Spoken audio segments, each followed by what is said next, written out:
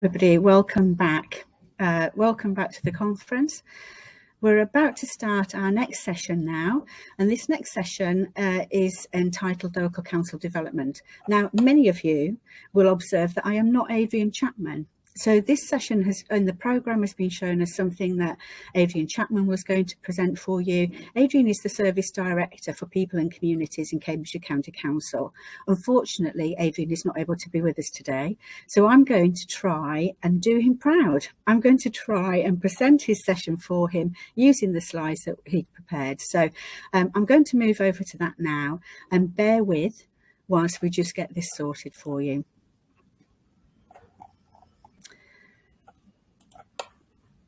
Great. So as I mentioned then, this session is about local council development.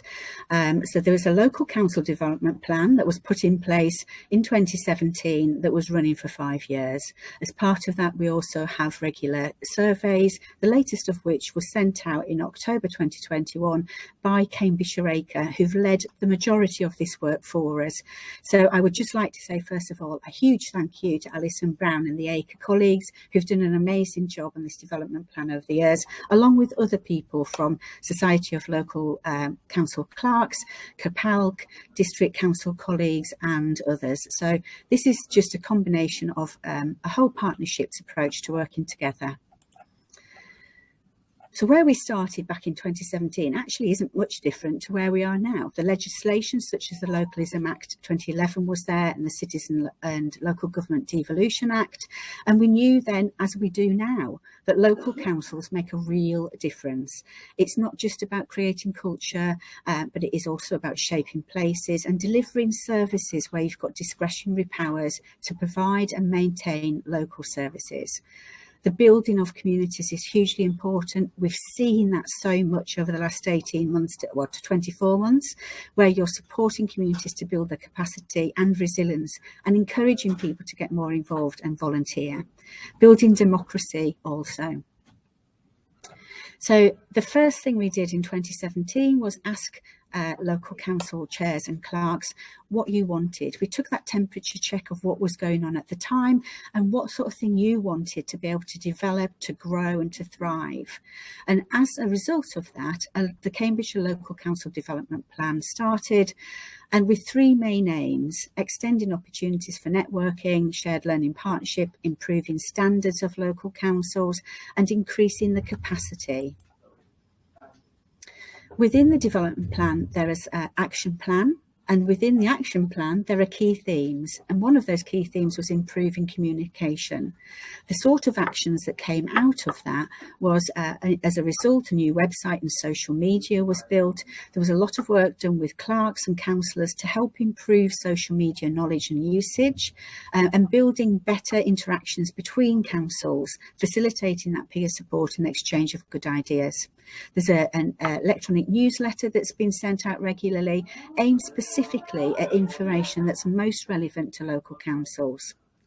As well as that, there's a section in the action plan that's about clerks training and training for councillors. And many training courses have been put together and delivered by our colleagues from Support Cambridgeshire, so Hunts Forum, Cambridge CVS, Cambridgeshire, and also through CAPALC. The courses have varied and addressed your needs. So it's for courses for people who are new to the role, or refresher courses for much more experienced clerks and councillors. We also included specialist topics such as finance, chairmanship, and the certificate in local council administration. There's also, at your request, many peer learning and networking events, including the Cambridgeshire Busting the Myths around rural affordable housing. Under further development improvements, it included things like the Local Council Award Scheme, with many of your local councils are reaching foundation or accredited quality level or quality gold level. Highways got a specific mention, and as a result of this development action plan, there's been some really good changes to the local improvement scheme, with depot open days included in that and improved communication. Through the development plan, we've been asking for regular feedback through surveys. Again, this work has been carried out by Cambridgeshire on behalf of all of the partnerships. The initial survey in 2017, as I say, was to sort of set the bar and understand where you were and what you wanted. We did a check on that in 2019, and then just recently in 2021 to check the focus and input to progress and future challenges. So at the very start, the first survey that was sent out, you told us there was issues around the employment and clerks. And as a result of you telling us that, we were able, when I say we, the whole partnership, were able to introduce peer mentoring for new clerks. We've put in a support offer from Capalk's HR consultancy on employment processes. And in fact, you'll see them here again today. One of the workshops is from that HR consultancy, again in response to your request for support with recruitment and HR. As good practice, local councils are now expected to commit to providing job descriptions and contracts for staff and to hold regular performance reviews. And Capalk's Locum Clerk Service assists with advertising vacant roles. As a result of that, between the first survey and the second survey, we can see there's been an improved percentage of clerks who do get annual performance reviews now, and an improved percentage of clerks who feel their counsellors understand the role of their clerk well or very well, and that's increased. At the time, you said there was issues around skills and knowledge, and as a result of that, an enhanced training programme was put in place, a series of topic-based peer learning events and training programmes to upskilled clerks. As included in that was this annual conference, and we're now today onto our 6th annual conference. And as part of that conference, we have built-in workshops for you, built-in learning sessions, but also create the environment where you can network, you can see each other and speak to each other and chat. We had 4 events in person, and it was lovely, wasn't it, to see each other and be able to chat. And now we've had 2 remotely, and we're getting used to the idea of that. The impact of that, the difference it's made between the first survey in 2017 and 21 is a percentage of clerks who are fully confident in their role has increased. The percentage of chairs who are fully confident in their role has increased.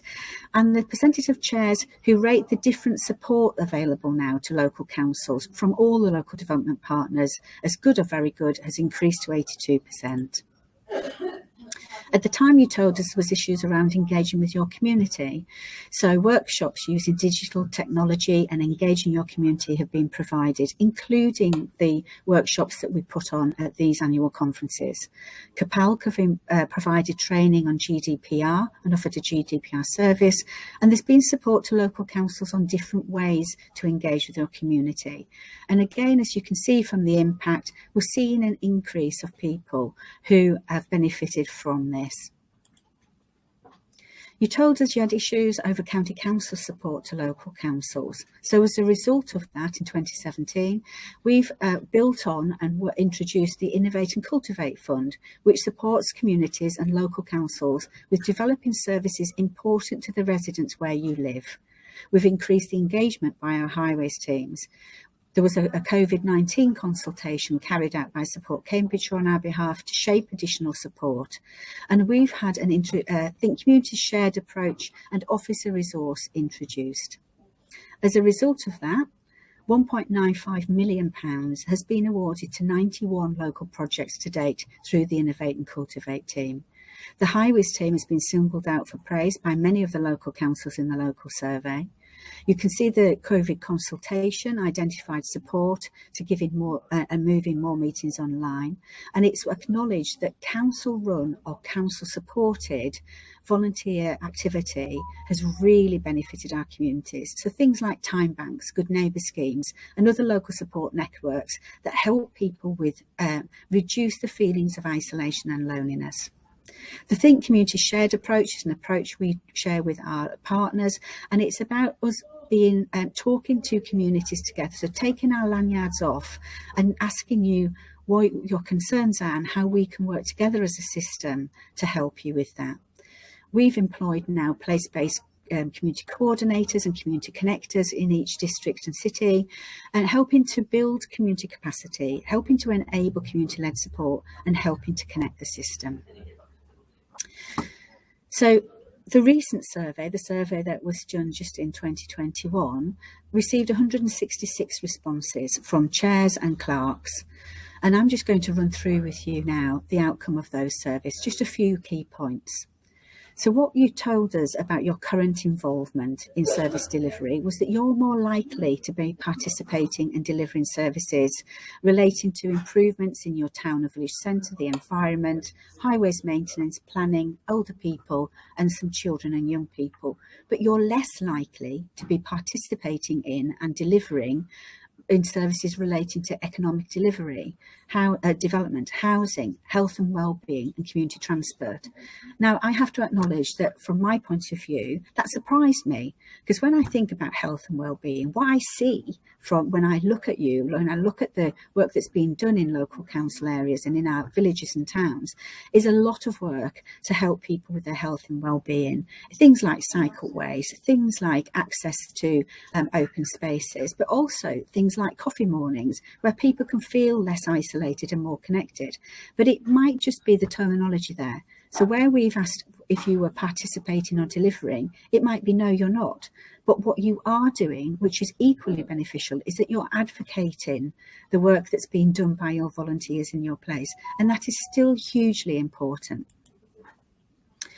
When we asked about where you needed further support so you could consider delivering services on behalf of the local community in the future, you said that you would like support with highways maintenance, village improvements, environment planning, health and wellbeing and community transport, so that you could consider delivering those services on behalf of the local community or being more in the lead. You also mentioned further support in running or maintaining community assets would be beneficial.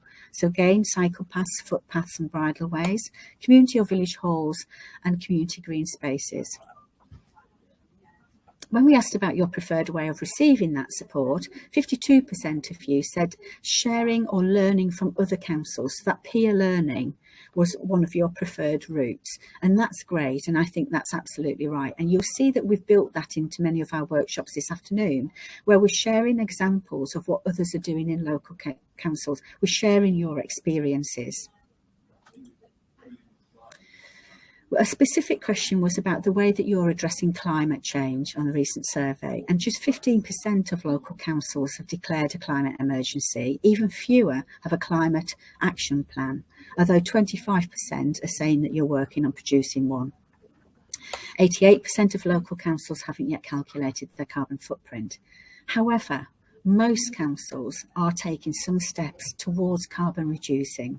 So the current methods that you mentioned as being undertaken, including tree and shrub planting, rewilding, wildlife-friendly planting, expanding network of bicycle lanes and footpaths, and encouraging active travel, and a few installing electrical vehicle charging points. We have a workshop this afternoon from our climate change team. So many of you have signed up for that, and I hope you find that useful. But I would also say we have got a marketplace information booth on climate change. If you pop into there at any time, you can either have a personal discussion where you leave your contact details to be able to talk to the team, or you can download some of the information there. But we're really happy to help you with that. On future challenges, when we asked what's the single most important service issue you said you're dealing with, the single important issue you said you're dealing with is planning, 23% of you said that, town or village centre improvements, environment, climate change, or highways maintenance. As part of the survey, we're also able to find out more about you. So we could see from the chairs, 51% of you are over the age of 65, and for clerks, 22% are over the age of 65. As somebody who's not far off that benchmark, I don't see that as relevant, other than the fact that you've got a lot of life experience and work experience too, which is hugely valuable. For the length of time in post, 76% of you said that you'd been in post for more than 5 years as chairs, and 58% of our clerks, again, showing the level of experience we've got. And that also says to me that actually that peer review, that peer support is hugely important, where we can learn from each other. The future challenges that you raised were about getting more people to stand as councillors, getting more people interested and involved in the local councils, and just trying to get younger generations, including, and by younger generations you specifically referred to those under the age of 45, but also young people, involved and not just passive supporters.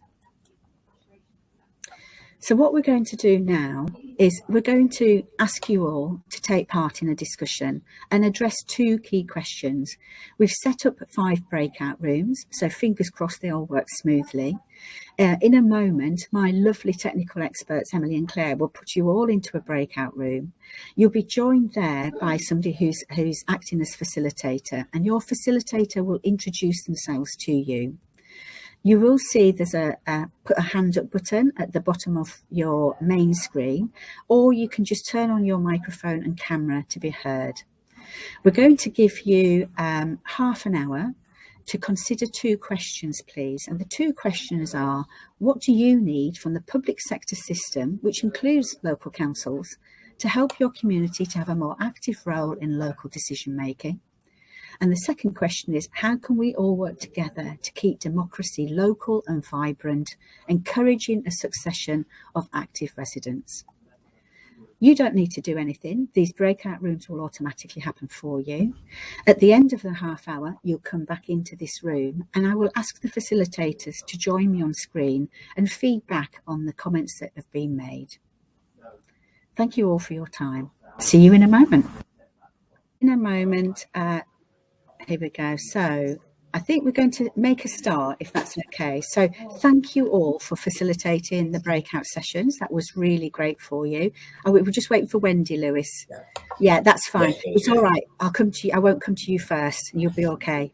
So what we're going to do now is hear from the facilitators and just hear the type of conversations that were being had. The 2 questions you were considering were, what do you need from the public sector system, which includes local councils, to help your community have a more active role in local decision making? And the second one was, how can we all work together to keep democracy local and vibrant, encouraging a succession of active citizens? I'm so sorry.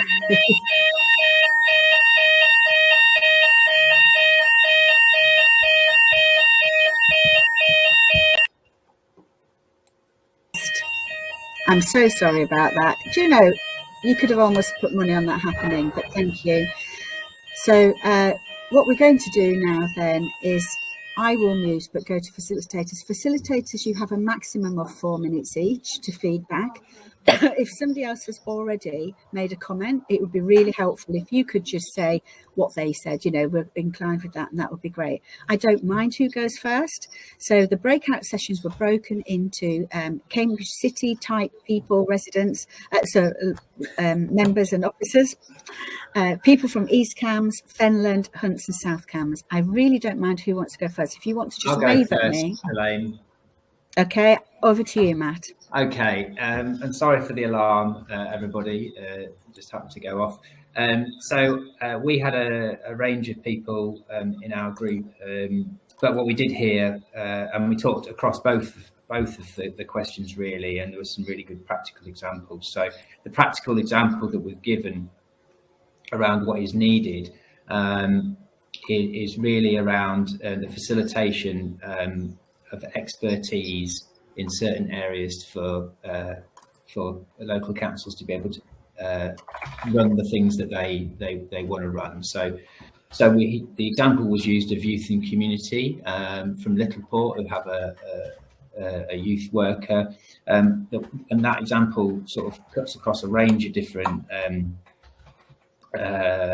parts of the question. So that also supports kind of understanding your and drilling down at a local level the understanding of what young people are going through and the ability to be able to engage with them and help them to kind of link into their community, which helps kind of local active citizenship and also local decision making. But also the key things around that was they had the funding to be able to do that from the various places, and also the facilitation to be able to network across things like safeguarding and antisocial behaviour and get the expertise and links into the system. So those are the 2 things that people were saying.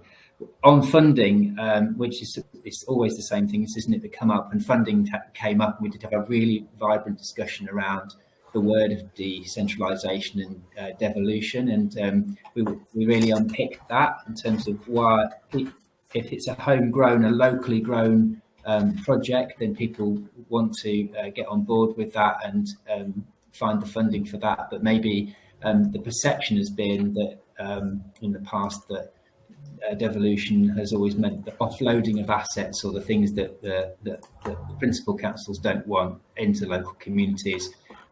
So what they were saying they wanted from the system and they wanted from us was that reassurance that that's not the thing that's going to happen, and also the ability to really listen to local councils about the things that they're passionate about, take hold of those, and to be able to work from the bottom up rather than the top down. Nothing revolutionary, but just really great to hear those things said out loud. Great, thank you, Matt. That was great. So can I move on to who would like to go next? Any volunteers? Great. Wendy and Lewis are a double act there working in East Cambridgeshire. So go for it, Wendy and Lewis. Thank you. And Lewis did the facilitation in the session, so I was scribbling some notes. So in our group, we felt strongly that closer liaison with county councillors and the combined authority was key, and there was kind of comments between the group about that being quite a kind of mixed picture and strong in places, but still felt that there could be a real improvement in that, especially around feedback about things that have been discussed and planned to take forward. We had quite some strong points about place-based working and the importance of that, so that how you can kind of break down barriers by being in communities, and how that's important for county council, the need to actually speak to people in communities and actually be amongst people, and that feeling that it would then kind of break down that kind of ivory tower impression that some people have around councils. So I think that was the main things on the first question. Did you want the second question as well? Responses? So for in terms of working together to keep democracy local and vibrant, there was a real practical suggestion actually around making DBS checks easier and having one key route that could go through that is reasonably priced and good. It felt that at the moment it's a bit of a mixed and confusing picture, so some help with that would be good. Also volunteer toolkits was suggested. Parish councils kind of get people involved in their work in terms of working parties, that kind of thing would be good. In Burwell, there's been a local survey that was done in terms of both online and through the magazine, and that got really good engagement because it went to each household. So that's and that kind of engaged people on a longer term basis. In Bottisham, there was kind of reflections around having more engagement from people who are new to the village than some of those that had been there a long time, but also reflection that kind of engagement through the village fete had helped. And that thoughts about then doing a leaflet drop as well, was thinking that was a good idea, and a keenness from everybody to get involved, involving younger generation more, and to perhaps do that by getting involved more with the Youth Advisory Board, which exists in East Cambs. So I think that's us. Thank you. Great, that's really useful. Thank you both. And lovely to hear those local examples of people sharing their experiences. That's excellent. Really appreciate that. Can we go to, who would like to go next? We've Hunts, lovely. Sophie, over to you for Huntingdonshire. Thank you very much. Hi, everyone. So in terms of the first question about what people need from the system to help the community to have a more active role, one of the things we reflected on was the fact that the public engagement can be the most difficult part when it doesn't work further up the system.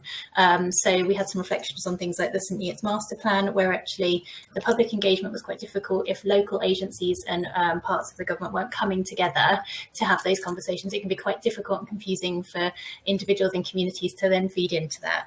So we had lots of discussion about, you know, what you do to try and break that down, because actually part of that is a challenge to all of us, I think, to make sure our communication strands work really well. So how do we communicate well between each other, so that then when people need to feed into those consultations and be really actively involved, they know where to go. So there were some brilliant suggestions around things like citizens forums, how you use social media, the importance of listening and really listening well, so that people feel like their voices are heard and they feel that they are part of a decision-making process. There was some really practical things around door knocking, newsletters, online engagement and conferencing, and actually being really proactive and sort of, I think one of the terms used was, you know, upping our game in terms of being really committed to doing that. And I think that is throughout the process. So when everyone was talking about listening well, I was thinking actually that's through all of us, isn't it, in terms of listening well to each other, but actually responding to that. And that sometimes it felt like actually the knowledge and that really rich, wonderful knowledge of our parishes and towns in terms of what matters to their community isn't always valued or heard or taken for what it should be. So I think that's a challenge to all of us to think about actually how we make sure that we're listening to all of what your guys are saying and utilising that knowledge, so that parishes and communities and towns feel empowered, that they are engaging in decision-making processes. And it's not just getting bogged down in terms of a process-driven system. In terms of thinking about how we work together to keep democracy local and vibrant, we had some discussions about, and we didn't have any answers here, but talking about, you know, what do you do to try and widen the representation or the demographic of local councils? How do you get a better demographic of your local council so that your community actually see themselves in their local council? So again, we didn't have any answers, but I think that's something for us all to reflect on and think about in a wider system. And also making sure people understand what the local council actually does, and whether we're doing that in a really effective way at the moment with young people who potentially might want to be part of that in the future. How do we do that in a better way and make sure that people understand what's happening in their local council and who does what? So there was some comments about devolution as well, and whether devolution in terms of decision-making processes could be helpful. Neighbourhood plans being really helpful, lots of consultation in neighbourhood plans and people getting involved in that, and really consultation, getting community involved as much as possible in any decision-making process, and then thinking about how we could model the way that really vibrant, active community organisations are working. How can that be modelled? And we learn from that when we reflect on how our district and town councils work. Wow, that's fantastic. What a lot. That's brilliant. And I really love the fact that for some of those questions you haven't got answers, but the very fact that you're having the conversations and recognising that actually parish councils need to be representative of people that live there is fantastic. I think you've done a great job there. Well done. More questions to the question, but that's fine, because we can go away and think about it all, can't we? Absolutely. I think this is really useful. So thank you for that. We're okay for time. We've actually now got another 10 minutes, so a bit more breathing space for Adam in Fenland and Emma in South Cambs. You've probably got 5 minutes each if you need it. Who would like to go next? I don't mind if you want me to go first. Great, thanks. Go on, Emma, you go. So Emma, thank you for joining us from the South Cambs District Council, and happy to hear your feedback from your group. So I rapidly tried to take notes as we're sort of talking, but so some of the people in my group, obviously parish councillors, we had one of our people joining us, and she was a new councillor. She wanted to know basically things that make things easier when you join the council, dealing with planning issues. Planning system got brought up. We need sort of coordinated responses, and basically an issue, about goalposts being moved. People put a lot of effort into neighbourhood plans, and I think the county council might have objected to a policy. So we sort of need to be working more sort of coordinated.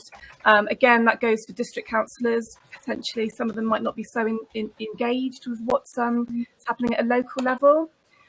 We talked about communication, how it could be quite frustrating and difficult to get hold of people in different areas of the council.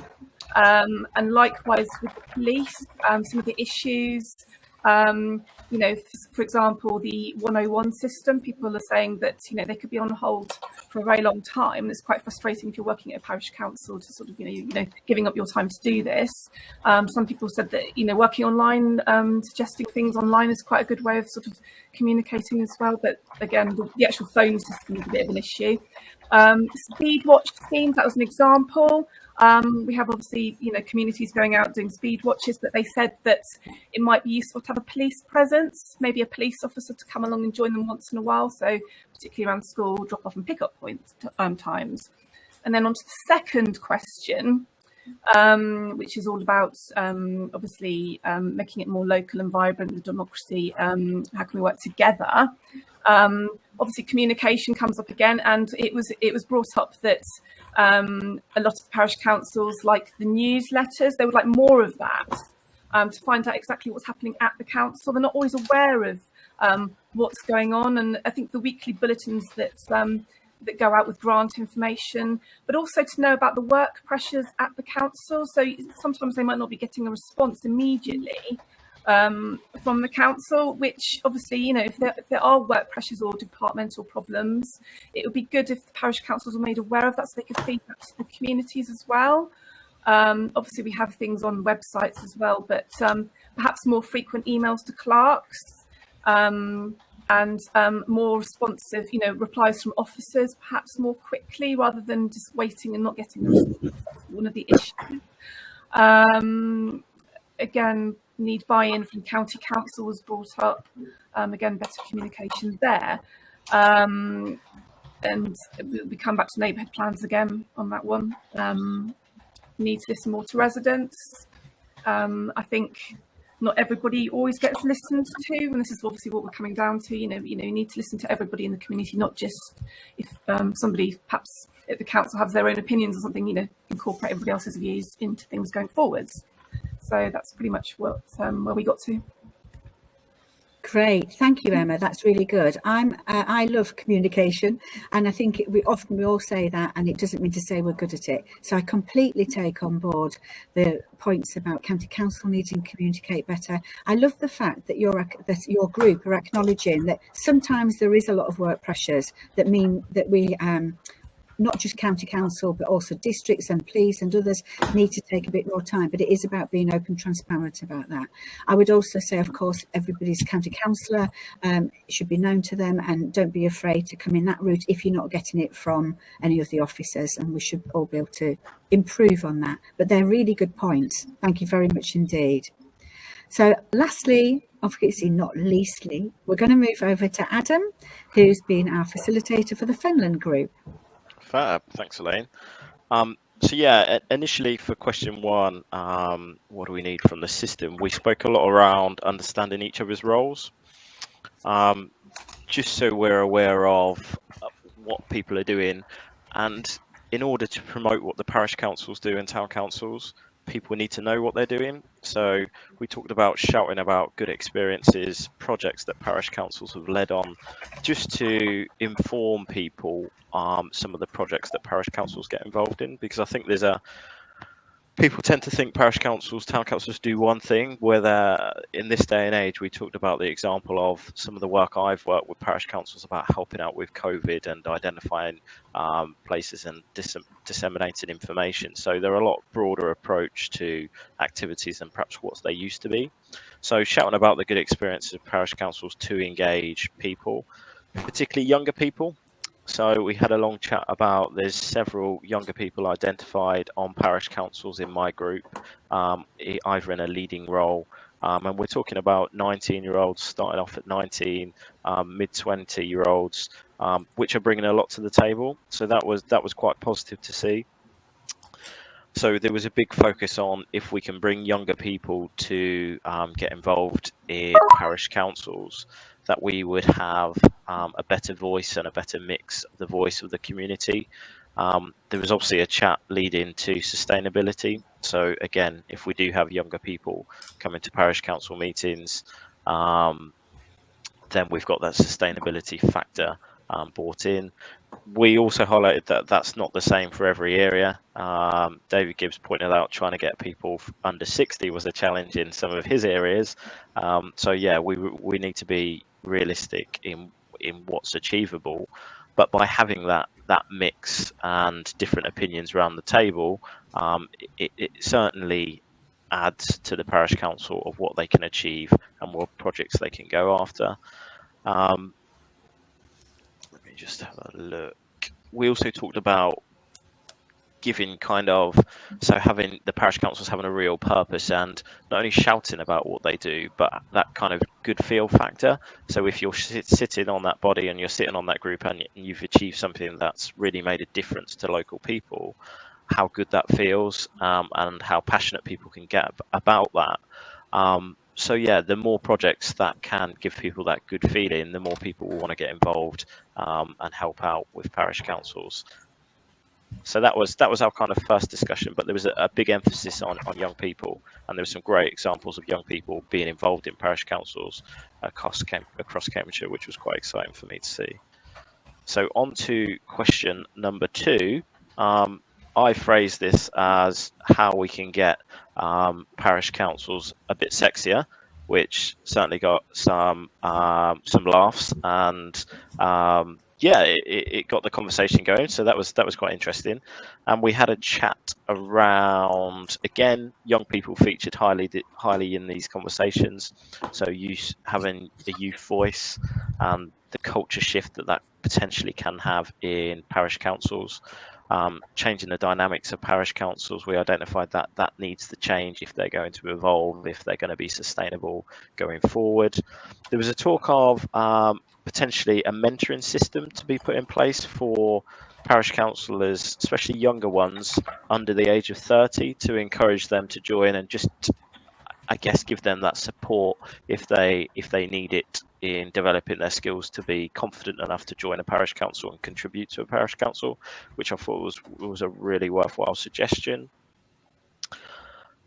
Again, better information about parish councils come up, so continuing to promote the good work they do, shouting about what they do and the successes that they have.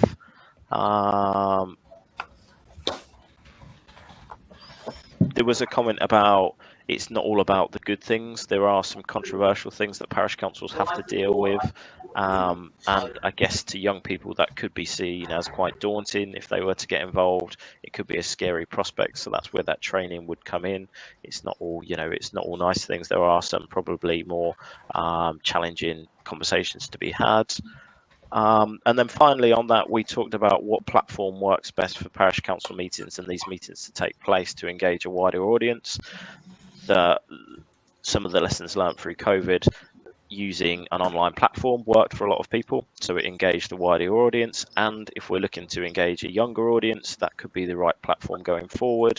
So it was like, why could we not stick to this for our parish council meetings going forward? Why would we revert back to face-to-face meetings when we're getting a better attendance because they're online, engaging a wider audience and potentially different age groups? So some factors around going forward. And that's it from our group. Great. Thank you very much, Adam. That was really good feedback. We're also seeing some great comments in the chat as well. So a couple of comments there about actually, especially when we're encouraging young people to take part, let's make sure we are being kind and respectful to all ideas that are coming forward, because that will encourage young people to become involved, etc. Some really good things. So thank you all very much. What we're going to do now is we'll ask each of the facilitators to probably send to me your feedback, please. And as a Think Communities team, we'll work with our local partners, so that includes District and Capel and other colleagues and those from Support Cambridgeshire, to look through all your ideas and speak to you further about this, see how we can make some of these changes happen. There will be some things that look like they could be quick wins, so let's do them. Let's see how it works. I also note a few clerks have come forward and said, not too many emails, please, because many clerks do only work between 5 and 7 hours a week. We'll do our best to make it manageable for you all. So thank you all very much indeed for your time today. I won't say my name's Adrian Chapman, and I thank you for coming, although it's tempting, isn't it, really? What we're going to do now on the programme is we're going to go now to a panel discussion. This is going to be hosted for us by Matt